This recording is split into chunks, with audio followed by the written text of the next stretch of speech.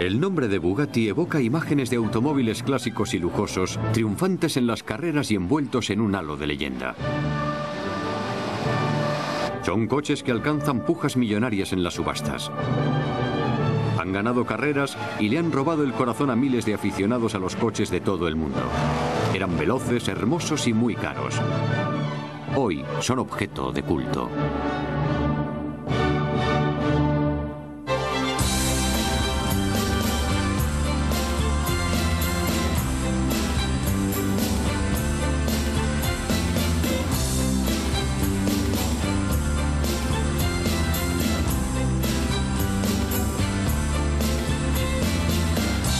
Grandes coches.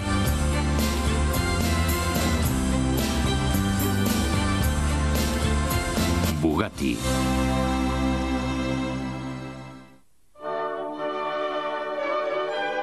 Un Bugatti Royale clásico de los años 30 como este se vendió por 15 millones de euros en 1997, el precio más alto que se ha pagado nunca por un coche en una subasta.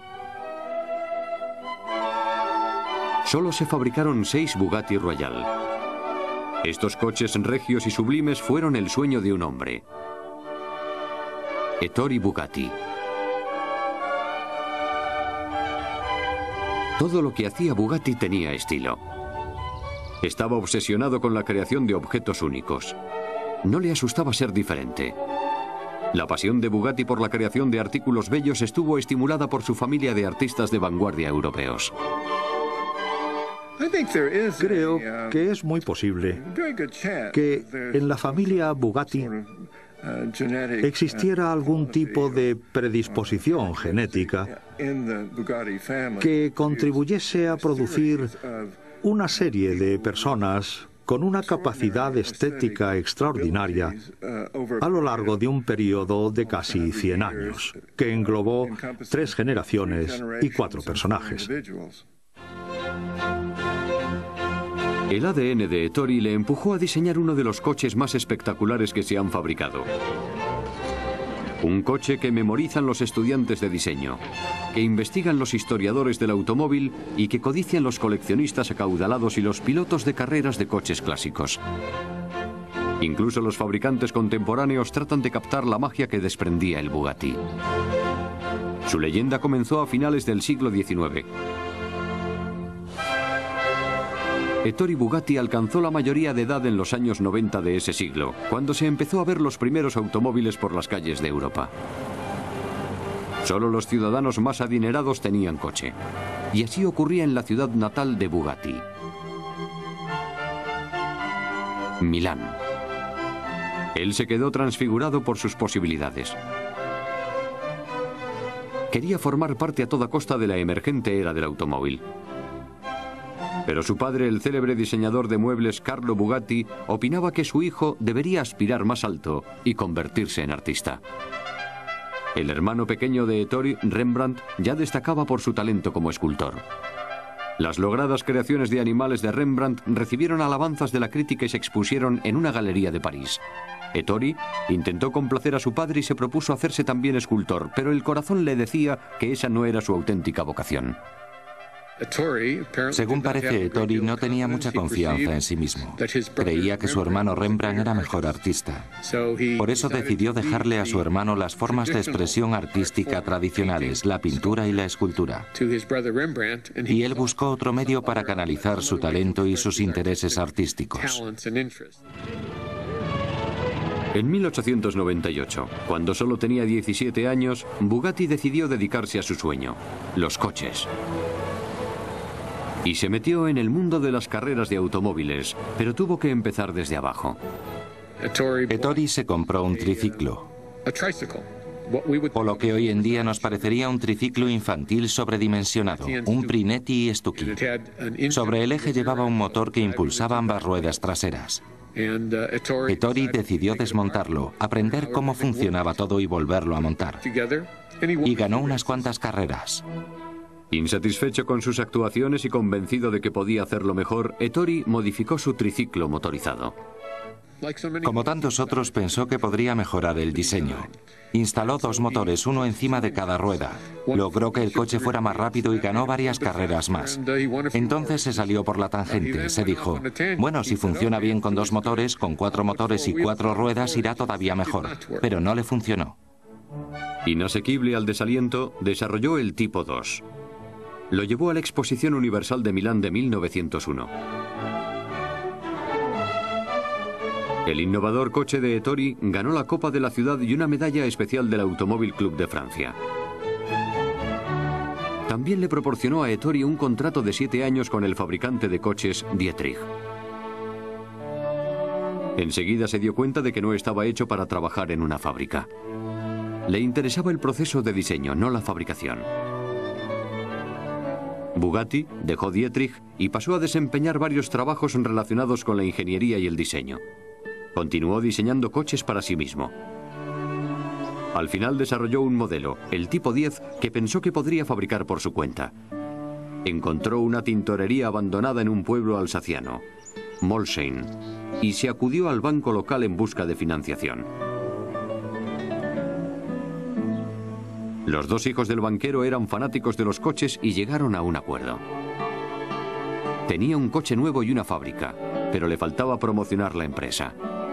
Como las carreras eran la principal forma de vender coches, decidió fabricar el mejor coche de carreras que se había diseñado nunca.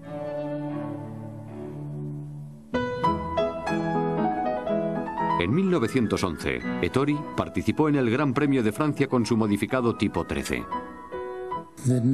La carrera de 1911 fue un acontecimiento verdaderamente notable. La gente nunca había visto un coche tan pequeño con un rendimiento tan espectacular. El concepto de su diseño consistía en un motor pequeño de alta revolución para un coche pequeño y ligero. Obtuvo un buen ratio peso-potencia, que es lo que determina la velocidad. Los otros fabricantes de coches diseñaban motores enormes, 4 o 5 veces más grandes que el del Bugatti. Uno de sus coches originales llegó en segundo lugar frente a esos grandes monstruos. Un segundo puesto era algo maravilloso, y empezaron a llover pedidos. La publicidad generada por las carreras ayudó a incrementar las ventas. La fábrica se amplió y se contrataron más trabajadores. Ettori siguió mejorando sus diseños y fabricó un coche de carreras de 100 caballos de potencia que se llamó Tipo 18. Se considera el primer supercoche deportivo. Y el más famoso de ellos fue el Black Bess. El Black Bess era un Bugatti Tipo 12 que conducía una mujer, Ivy Cummins, que se hizo célebre por su valentía y su destreza.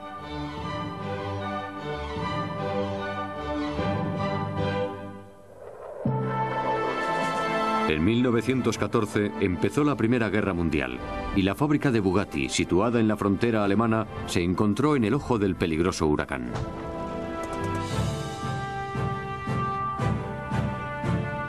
No era seguro permanecer en Molsheim. Bugatti enterró 3 de los 4 modelos que había estado desarrollando, metió a su mujer y a sus 2 hijos en el cuarto automóvil y se refugió en Milán. Durante la guerra, Ettori desarrolló un diseño revolucionario de motor de avión que permitía a una ametralladora disparar entre las hélices. Después de la guerra, Ettori y su familia volvieron a Molsheim y empezaron a reconstruir la empresa de automóviles Bugatti. Una de las primeras tareas fue desenterrar los coches que había escondido de los alemanes. Los reconstruyó y empezó a participar en carreras. En 1920, uno de esos Bugatti Tipo 13 ganó el primer Gran Premio de Le Mans. En 1921, en Brescia, los Bugatti coparon la primera, segunda, tercera y cuarta posición. Semejante alarde sin precedentes le granjeó al coche el sobrenombre de El Brescia.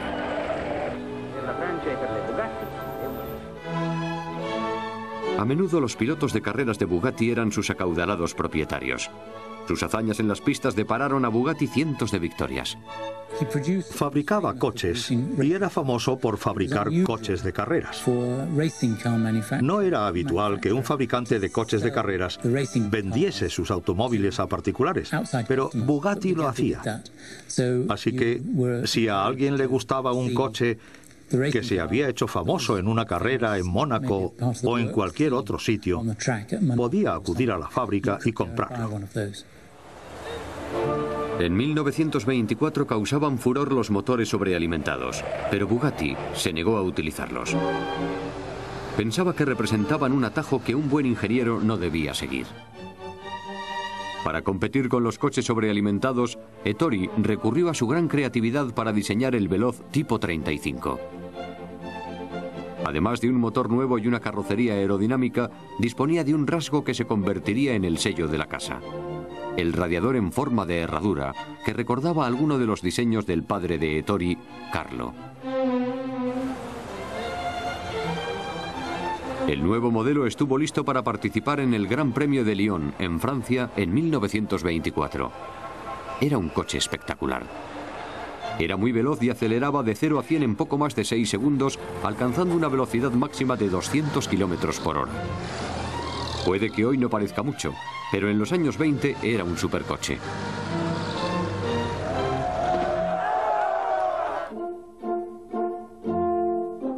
Sin embargo, el nuevo coche de pasajeros, el Tipo 40 que se fabricó en 1926, no resultó ser ni rápido ni atractivo.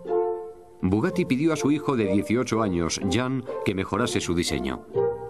Este diseñó una carrocería para el coche de su hermana. Al igual que su padre y su abuelo, Jean era un artista. El talento de Jean para el diseño le hizo merecedor de un puesto en la empresa familiar, pero tuvo que empezar desde abajo. Su trabajo consistía en aprender a diseñar coches. Jean Bugatti tuvo que ir a la fábrica de Bugatti como los demás obreros de Molsheim y aprender allí todo lo necesario sobre la fabricación de coches. A Jean le gustaba aprenderlo todo sobre el negocio, pero su verdadera pasión eran las carreras. Su padre sabía lo peligrosas que resultaban y no le dejaba competir. Ettori había perdido a su adorado hermano, que se suicidó, y no soportaba la idea de perder a un hijo. Jean ignoró a su padre y empezó a competir en sus propias carreras. Conducía a toda velocidad de su Tipo 43 entre Molsheim y París, donde quedaba con coristas para salir por la noche, y luego conducía de vuelta a casa de madrugada. En las pistas, Bugatti perdía terreno ante los coches sobrealimentados. Ettori reconsideró sus planteamientos y acabó añadiendo un compresor a sus motores. En 1929, Bugatti dotó de compresor a su Tipo 35 y creó un modelo de peso ligero y 140 caballos de potencia destinado a obtener grandes victorias. Ese año, dos Bugatti Tipo 35 sobrealimentados llegaron en primer y segundo lugar en el Gran Premio de Mónaco. La marca volvía a estar en el círculo de ganadores. Las victorias en las carreras vendían coches, pero Bugatti también recurría a su toque personal para vender los modelos más costosos. Invitaba a su finca a potenciales clientes, se pasaba el fin de semana cazando, comiendo y descansando con ellos y aprovechaba para convencerles de que los Bugatti eran los mejores coches del mundo. Una invitada le dijo a Bugatti que no encontraba ningún coche para ella. Quería un coche de carreras que a la vez fuese un gran automóvil de lujo. Bugatti revisó sus diseños y empezó a desarrollar lo que sería el coche de lujo más majestuoso jamás fabricado: el Royal. El extravagante Tipo 41 Royal era un coche de reyes. Era el automóvil más grande y potente que se ha fabricado. Solo se hicieron 6 prototipos y Jean diseñó la carrocería de algunos de ellos. Fiel a su estilo, si Bugatti fabricaba un coche grande, tenía que ser el más grande del mundo, además del más lujoso y el más rápido. Un coche digno de la realeza. Y de allí viene el nombre de Royal.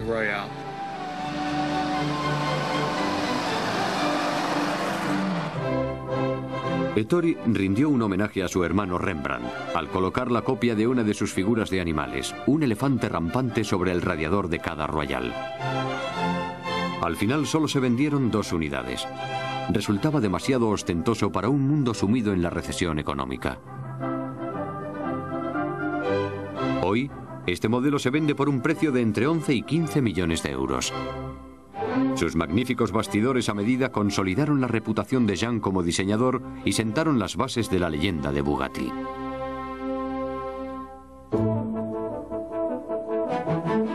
Aunque Ettori no tuvo éxito en el mercado de coches de lujo, sus coches de carrera seguían obteniendo victorias.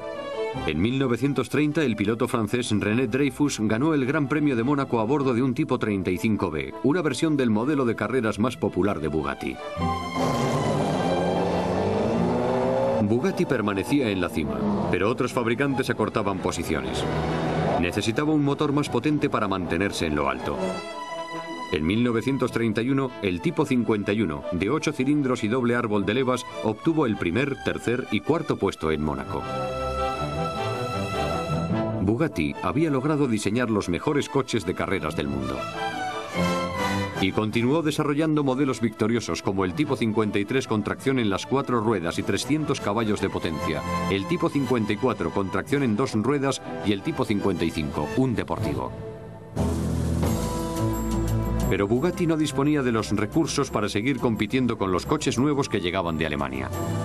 Mercedes-Benz y Auto Union estaban fabricando coches futuristas con ayuda de subvenciones del gobierno que superaban a cualquier diseño de Bugatti.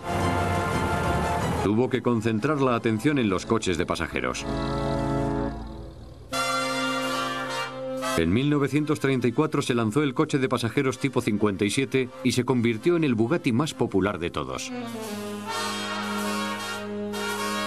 Un año después se fabricaron 3 Tipo 57 SC Atlantic con carrocería diseñada a medida por Jean. Constituían un ejemplo del grado de pericia artística alcanzado por Bugatti. Sus parachoques con remaches de inspiración aeronáutica y su diseño aerodinámico eran únicos. Es un modelo muy codiciado por los coleccionistas como Ralph Lauren, cuyo Atlantic restaurado ha obtenido muchos premios en prestigiosas exposiciones de coches. Resulta curioso que entre los propietarios de Bugattis haya muchos personajes del mundo del arte. Entre ellos hay artistas, arquitectos y demás gente interesada en el diseño. A todos les fascina Bugatti. Ettori había permanecido fiel a su legado y había demostrado que los automóviles podían ser tan bellos como veloces. Con el paso de los años, Bugatti había creado una pequeña dinastía en la pequeña provincia francesa donde se encontraba su fábrica, pero su reino estaba a punto de hundirse. Bugatti siempre había considerado a sus trabajadores como parte de la familia. Pero a mediados de los años 30 en Francia empezó a extenderse la sindicalización, la aplicación del salario mínimo, las vacaciones pagadas y las prestaciones sociales. Para sorpresa de Bugatti, algunos de sus obreros decidieron que querían formar un sindicato propio. Y él estaba en contra de los sindicatos. Los obreros lograron crear su sindicato. Fue un golpe devastador para Bugatti. Bugatti se sintió traicionado por la mano de obra que no estaba de acuerdo con sus métodos. Empezó a pasar cada vez más tiempo lejos de Molsheim y dejó la gestión de la fábrica en manos de su hijo Jan.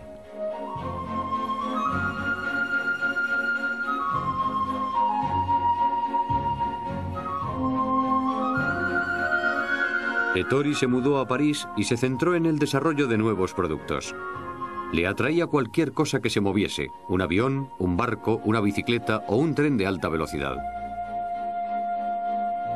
Todos sus diseños tenían un toque Bugatti especial. Fue uno de los periodos más creativos de su vida. Mientras Ettori se afanaba con el diseño en París, Jean trataba de fabricar coches que pudiesen competir con los potentes coches alemanes que producían Mercedes y Auto Union. En 1939, 2 pilotos del equipo Bugatti demostraron que, aunque los alemanes dominasen los grandes premios, todavía se les podía derrotar.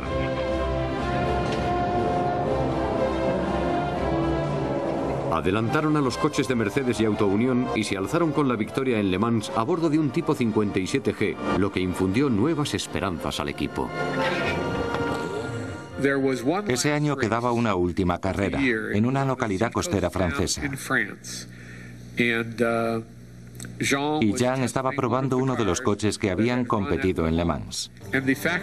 El piloto de la empresa no estaba disponible para probar el coche, así que una tarde Jean se puso al volante y utilizó como pista de pruebas la carretera entre Dory-Lasheim y Molsheim. Tenía varios kilómetros de largo y era como una pista de pruebas privada.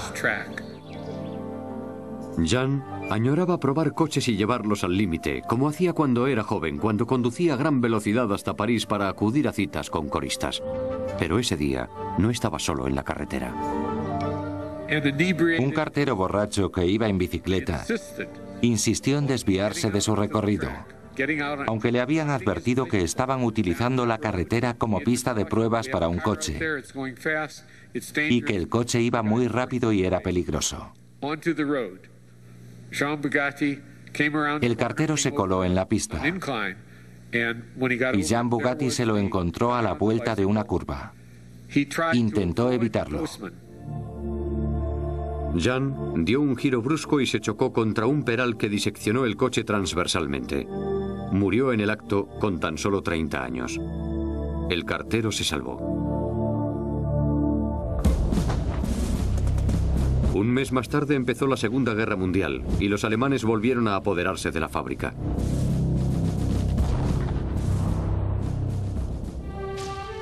Cuando terminó la guerra en 1945, Bugatti estaba dispuesto a regresar al trabajo, pero el gobierno francés se negó a devolverle su fábrica. Le dijeron que no tenía derecho a ella al ser ciudadano italiano y por lo tanto enemigo reciente. Ettori recurrió la decisión y después de defender su caso acudió a la fábrica que estaba abandonada y al lugar donde había fallecido su hijo. Ettori había conservado uno de los Royal. Se había quedado para su uso propio diario uno de los modelos que no había vendido. Y tenía un chofer. Después de defender su caso ante los tribunales, le dijo al chofer que le llevase a Molsheim para ver la fábrica. No le dejaron entrar, pero sí pudo ver el lugar donde había muerto su hijo y pudo visitar Molsheim. Fue una experiencia muy traumática. Ettori sufrió un colapso. Su chofer le recogió, le metió en el Royal y le llevó de vuelta a París. Bugatti entró en coma y murió en agosto de 1947 sin llegar a saber que los tribunales le habían devuelto su fábrica.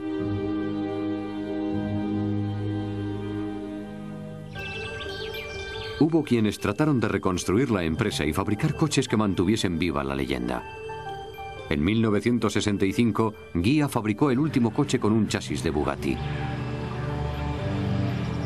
Fue un encargo del antiguo director del departamento de diseño de Chrysler, Virgil Exner. Se expuso en el Salón del Automóvil de Turín en 1966 y después se perdió en la historia. Pero alguien más intentó revivir su nombre. A principios de los años 90 se formó un equipo de ingenieros y diseñadores para crear un nuevo Bugatti. El EV110 era un coche hermoso, pero los costes de mantenimiento del negocio eran excesivos y la empresa se hundió. En 1998 se volvió a resucitar el nombre de Bugatti cuando Volkswagen adquirió los derechos. Su modelo Veyron, cuyo lanzamiento ha sufrido muchos retrasos, es un coche potente y atractivo, con un precio estimado en más de 700.000 euros. La leyenda de Bugatti continúa intacta, aunque no aparezcan modelos nuevos en el mercado. Son coches atemporales que todavía participan en carreras pilotados por sus fieles admiradores. Son el recordatorio de una época en la que el arte y la ciencia se combinaban para crear coches bellos.